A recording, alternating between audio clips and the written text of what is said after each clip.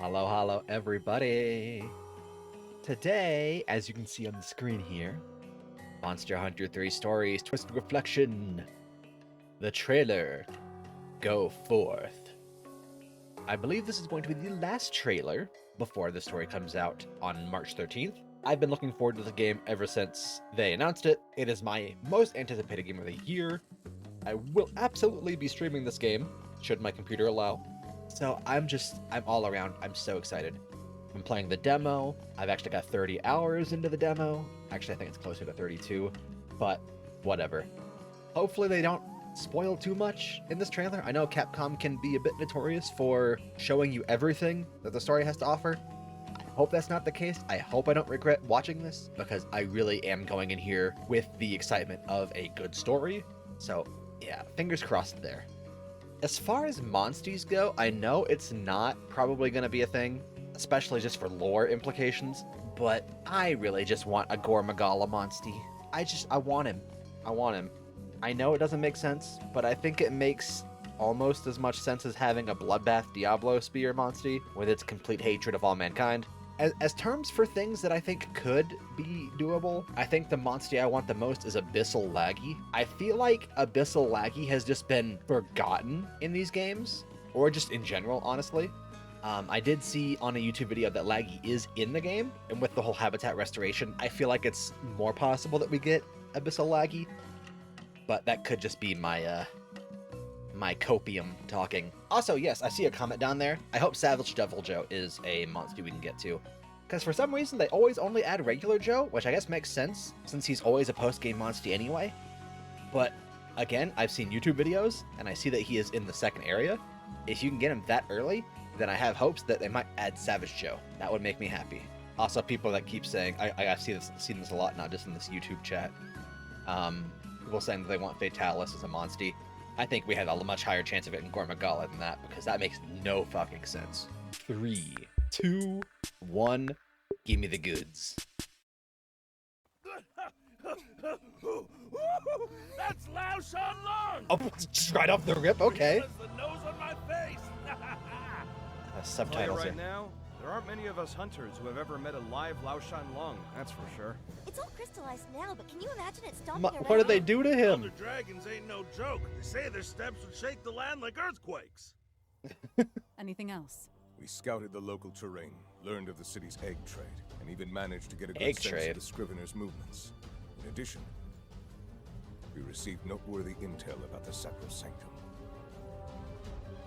What do you say we What swing is by that Loch Gala? Lack? Big No. old city, just up the road? Galliard. The Scriveners have set up shop there, so they Wait, might did be able to teach you a thing did I or say two Loch about Lack? these feral monsters. Ooh, Barrow. I mean, I should have expected, but he looks good. Ooh, Water Joe. Ooh, that Dragon Raydal looks so cool. Nibble Snarf! I didn't expect to see Nibble Snarf. Maybe Giganox will be there. I would love to see that. They're beyond anything we can imagine. And that something is the source of the encroachment. Dude, this looks so That's good. my hunch.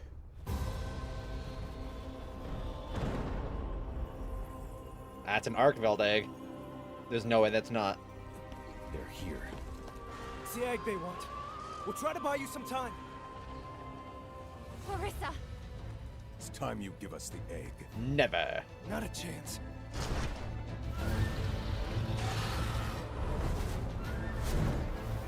Dude, I feel like I'm not talking enough. Oh, Malzeno. Shogun Senator and Arkveld. If Mother truly intended to save the world, then it's my duty to pick up the torch and see it through. Makes sense. Go in strength. Go forth as a rider head held high. Do me proud. Is that the king? He sounds like he's dying. I see you soon, Father. Oh yeah, he's fucking dead. What the hell was that? Rudy throwing up them gang signs. No.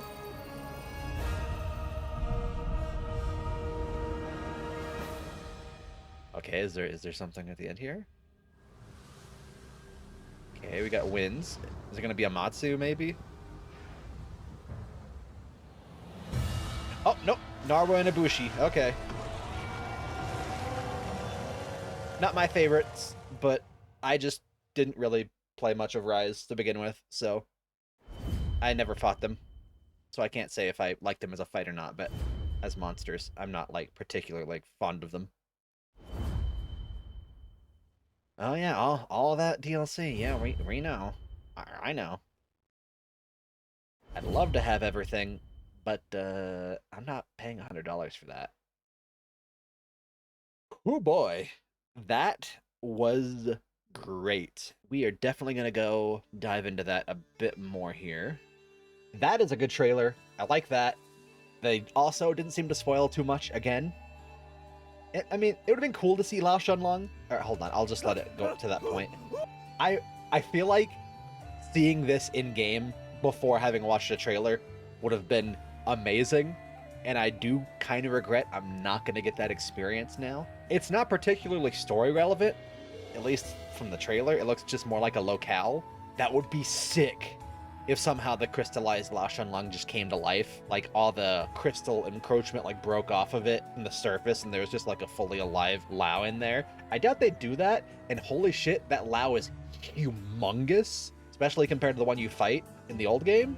Yeah, I think it would have been cool to see this in game, but that's just one of the risks you take by watching a trailer.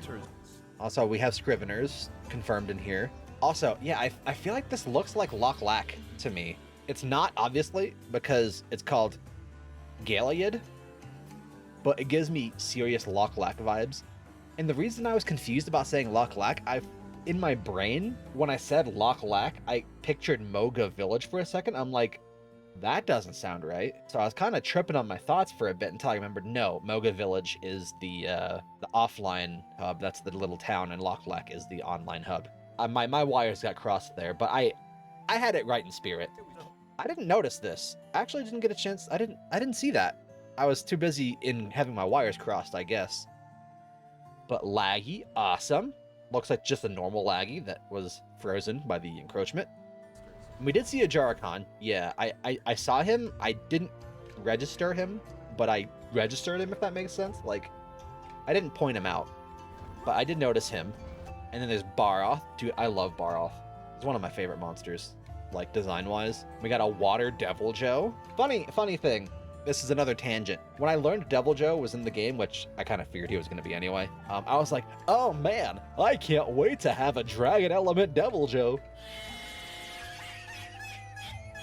And then my brain finally caught up with my thoughts. And I was like, you dumbass, he's already a Dragon Element, so you're not going to be able to get a cool black and red Devil Joe. You're just going to be stuck with the OG Pickle.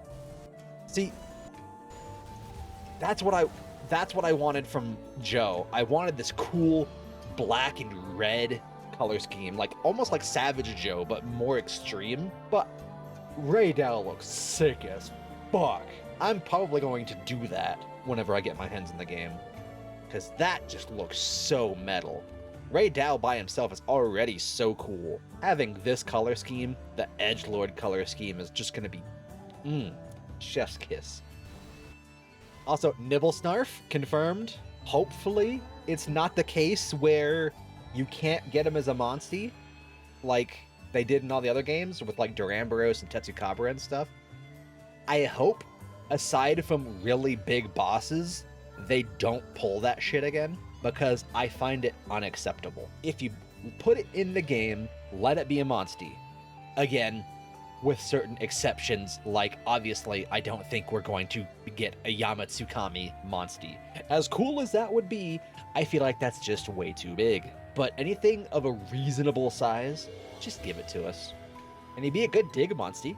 It would be kind of weird seeing him just, like, waddle on the surface, but I'm willing to overlook that just for the fact that there's Nibblesnarf. Wait, I didn't clock that.